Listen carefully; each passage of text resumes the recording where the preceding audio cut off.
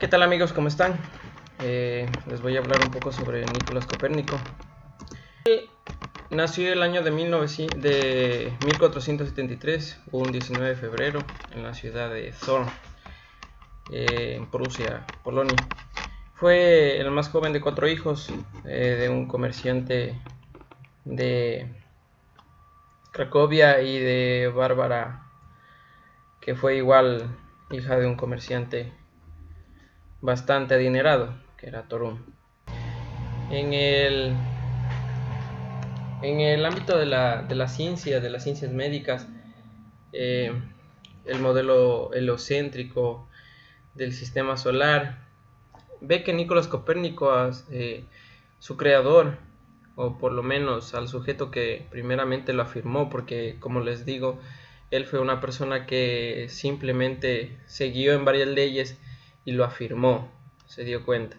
Pues más antes la iglesia simplemente tomó la teoría y pensó que la Tierra era el centro del universo, que los planetas, el Sol, la Luna, todos aquellos astros giraban alrededor de la Tierra. Pero él expuso su teoría heliocéntrica en el que dijo no, el centro del universo es el Sol y plasmó esta de aquí. Tuvo problemas con la iglesia, sí, pero ya lo veremos más adelante. Su aceptación. Traducción de filósofos y astrónomos griegos. Como les decía, él, gracias a sus estudios, él pudo aportar a la ciencia, traduciendo antiguos escritos que estaban en griego, en otros idiomas. Entonces, en la ciudad de Bolonia, fueron importantes obras de filósofos que pudieron ser traducidas para adquirir esa información que no estaba del todo clara. A la alineación de los planetas, como les contaba, él propuso su teoría. Gracias al desarrollo del modelo heliocéntrico del sistema solar, se pudo conocer la manera en que los planetas orbitan alrededor del Sol. Los más lejanos, en este caso Marte, Júpiter, Saturno, ya que no se conocía de algunos que eran los más alejados, que era Urano ni Neptuno, que eran los que en ese entonces todavía no se sabía de su existencia. Teoría de los 3 movimientos. De igual manera estudió la Tierra en sus movimientos, que eran su movimiento de rotación alrededor del Sol, de traslación y en este caso de una oscilación cónica en su propio eje. Como sabemos, la Tierra gira en su propio eje alrededor del Sol. Teoría de la gravedad de Copérnico. Igual Copérnico afirmó que todos los cuerpos celestes centros de atracción, son centros de atracción de materia.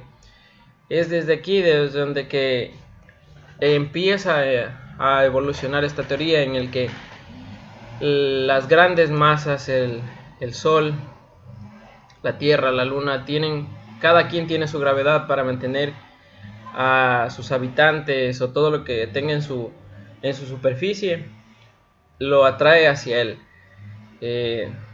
Gracias a este descubrimiento. Su fallecimiento.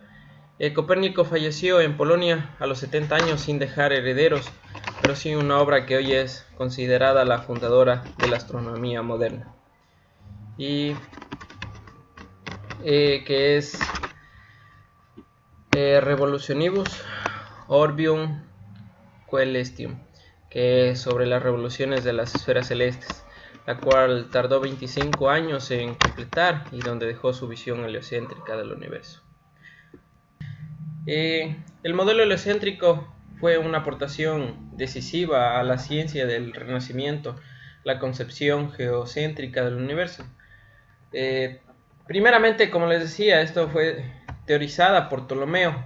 De igual manera, él estaba estudiando qué es lo que sucede en el universo y simplemente quedó plasmada.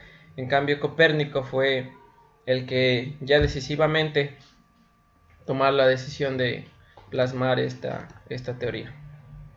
¿En qué consiste esta ley? La teoría heliocéntrica sostiene que la Tierra y los demás planetas giran alrededor del Sol.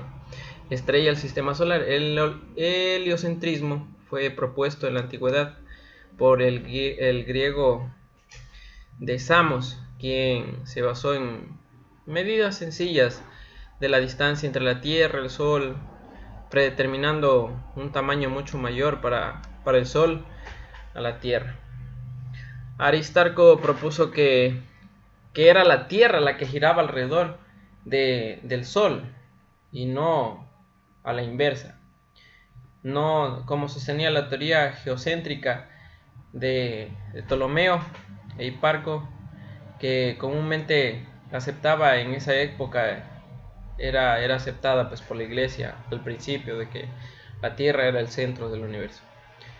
En el siglo XVI la teoría volvía a ser formulada por Nicolás Copérnico, uno de los más influyentes de la historia en astronomía, con la publicación en 1543 del libro de Evolutionibus Orbium Coelestium, que ya sabemos qué significa. En la Revolución Científica, que era su libro, precisamente a causa de esto sus ideas marcaron el comienzo de lo que se conoce como la Revolución Científica.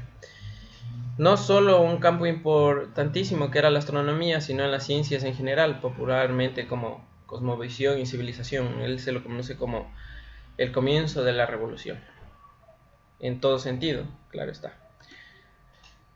En su libro, Copérnico trabajó durante varias décadas en su gran obra, aunque pudo terminar hacia 1530.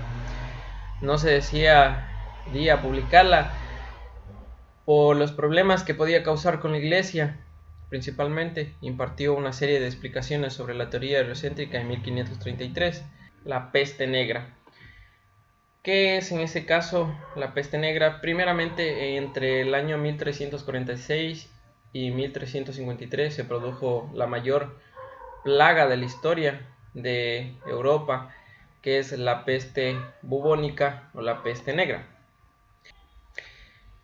Es la primera epidemia de peste bubónica en la que se tiene noticias desde epidemiología en Etiopía al puerto de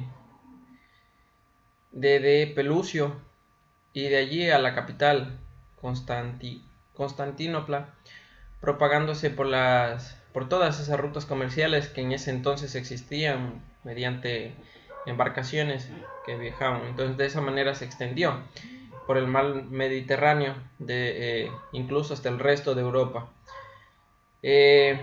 La mortalidad fue terrible, es como lo que actualmente nosotros vivimos, pero gracias al conocimiento científico, pues de alguna manera se conoce de dónde proviene.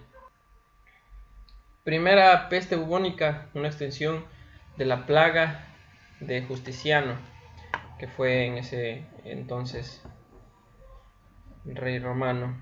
Llegó desde Etiopía hasta el puerto egipcio de Pelusio, de ahí hasta Constantinopla, extendiéndose hacia otras rutas comerciales del Mediterráneo al resto de Europa. Dice que a diario calculaban una muerte de 10.000 a 15.000 personas por Europa, y luego pueden calcular la magnitud extendiéndose a Europa y demás países. Teoría de origen. Ellos pensaban que provocaba la materia orgánica, su putrefacción causaba esta enfermedad. Aparición de eclipses, en ese entonces una lluvia de estrellas. Un médico llamado Alfonso, en este caso, él afirmaba que el origen podría estar en un reciente terremoto que hubo en Italia. Entonces decía que al abrirse la tierra por esas fallas que quedaron, se liberaban gases del infierno hacia la atmósfera. Médicos de Marsella decían que se transmitía por los ojos, en cambio, simplemente por ver a la persona infectada. Eclesiásticos decían que era un castigo de Dios por los pecadores de la humanidad. Ahora encontrábamos los siguientes síntomas. En este caso, los síntomas eran fiebre, aparición de grandes abultamientos entre las ingles, mataban al paciente de 3 a 5 días. Eh, Boccaccio escribió un libro porque directamente él vivió la peste, y su libro, el Decameron, que es una obra en su experiencia con la plaga, se originó primeramente en la China, debido a que al estar en guerra, trasladándose por zonas comerciantes de la seda, llegando a Cafo, que fue el primer lugar donde que ellos llegaron, Constantinopla, Alejandría, que son los lugares a donde ellos iban llegando en embarcaciones. Llegaron a Génova, pero ellos, en cambio, en Génova, ellos ya sabían lo que pasaba, ya sabían que estaban infectados y no los dejaron llegar. Y de ahí se dirigieron al sur de Francia, en donde que de ahí ya no tuvieron ningún problema en esparcir en este caso, esta pandemia. El sistema feudal cambió y se vino abajo definitivamente. Ya no empezaron a eliminarse el orden entre el rey, príncipes, etcétera. Entonces la falta de mano de obra incluso hizo que los salarios aumentaran, porque no había personas, no había trabajadores suficientes para diferentes obras, y esto hizo que con tal de que trabajen aumentaron los sueldos. Fue donde Dios ya no era la única persona a la que adoraban y trataban de estudiar, y esta vez empezó a ser el hombre